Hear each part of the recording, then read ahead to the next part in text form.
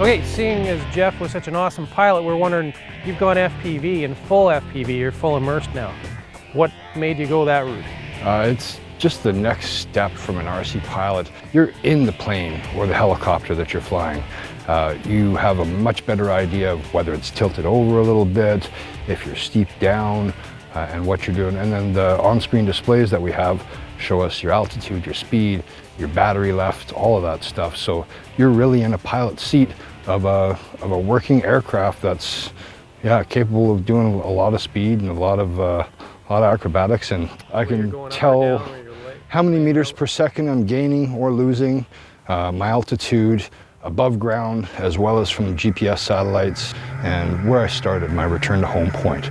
It shows up as an icon on the screen so I can get back there. What's it like to be immersed in those goggles, watching your world going around, but you're sitting in a chair and you don't feel any of these gravitational forces? After a couple flights, you get used to that, but the best part about it is you're in control of the sticks, so your brain already knows what you're thinking of doing and when you're going to pitch over hard left.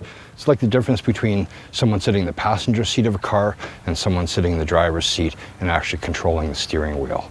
We've put FPV into RC cars, driven them along the ground, on tracks, followed other cars. Yeah, we can put any of these setups on any RC.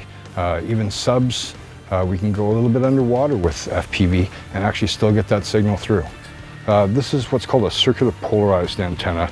It's something that one of the guys in the hobby had basically invented and really got it to be commercial. It's supposed to send out basically a bubble of the signal. So anywhere within 10 kilometers, you might be able to pick up the signal. If you have a good receiver and an antenna like it, that's going to pull that signal in for you. This one is specifically 1.3 gigahertz.